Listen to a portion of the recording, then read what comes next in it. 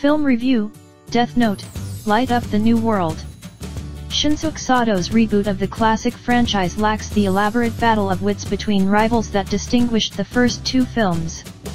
Too many Grim Reapers spoil the wake in Death Note, Light Up the New World, an overplotted, action-heavy reboot of the groundbreaking Japanese vigilante fantasy that makes murder as easy as jotting down someone's name. Picking up 10 years after Shusuke Kaneto's two-part Asian hit, the new installment helmed by Shinsuke Sato tries to multiply the fun by unleashing 3 Shinigami, gods of death, and 6 death notes on the world. Lacking the scintillating mind games that made the original so watchable, the film is at best a broad action thriller. Despite good pre-sales in Asia, the movie has yet to bow stateside but may serve as a warm-up to Adam Wingard's remake of Kaneto's superior version. A 2003 manga written by Tsugami Oba and illustrated by Takashi Obata, Death Note centers on Light Yagami, alias Kira, who decides to cleanse the world of crime after receiving a notebook that allows its owner to kill someone just by writing his or her name in it. Combining supernatural fantasy with first-rate sleuthing, the manga also puts forth intelligent arguments that draw the line between vigilante-style justice and by-the-book law enforcement.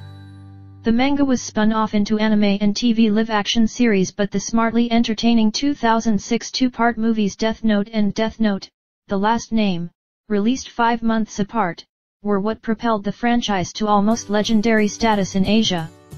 Starring pretty boys Tatsuya Fujiwara as Kira and Kenichi Matsuyama as the genius detective L who went after him, it's the latter, with his white togs, black mascara, love of lollipops, and weirdly attractive hunched stance, who emerged as a new breed of heartthrob.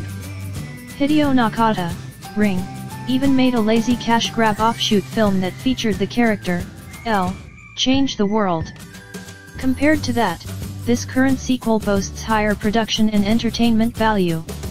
The prologue to Death Note, Light Up the New World, announces that since Kira's demise, the Lord of Shinigami, or Reapers, is looking for a successor to keep new recruits coming through the gates of hell, so he scatters 6 death notes to the mortal world hoping someone with Kira's chops would put them to good use.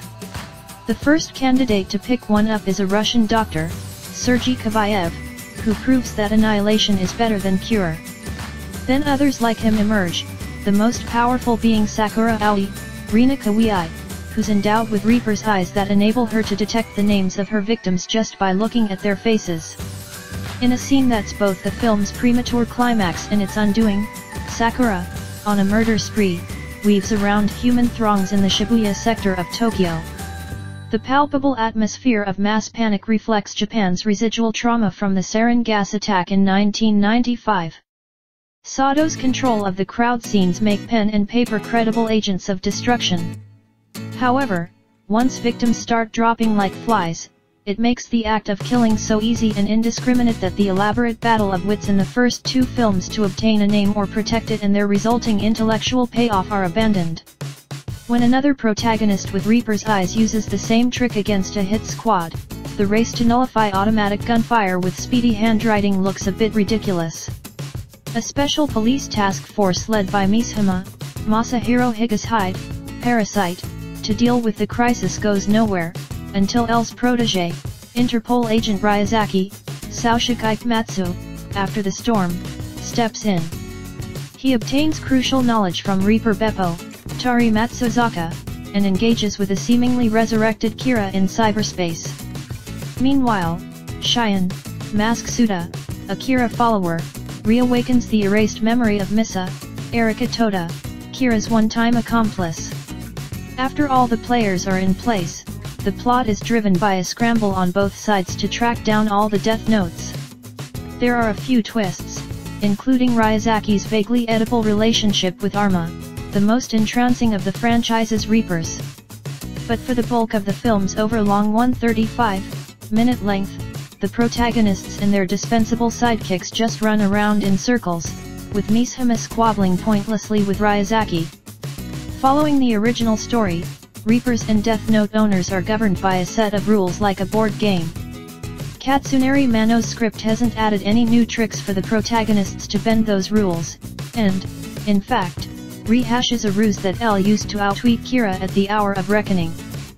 Sato, who has directed glossy sci-fi hit Gantz and zombie thriller I Am a Hero, executes action scenes with logistical competence, but the set pieces, whether on a highway, in a mall, or in a deserted mansion, lack the imagination and all-out dynamism of those of their Hong Kong and Korean counterparts. Despite sporting a hip wardrobe whose color scheme is deliberately opposite to Elle and Kira's, Ikematsu and Suda, two of the hottest young actors in Japan, struggle to establish their characters against those portrayed by the charismatic Matsuyama and Fujiwara.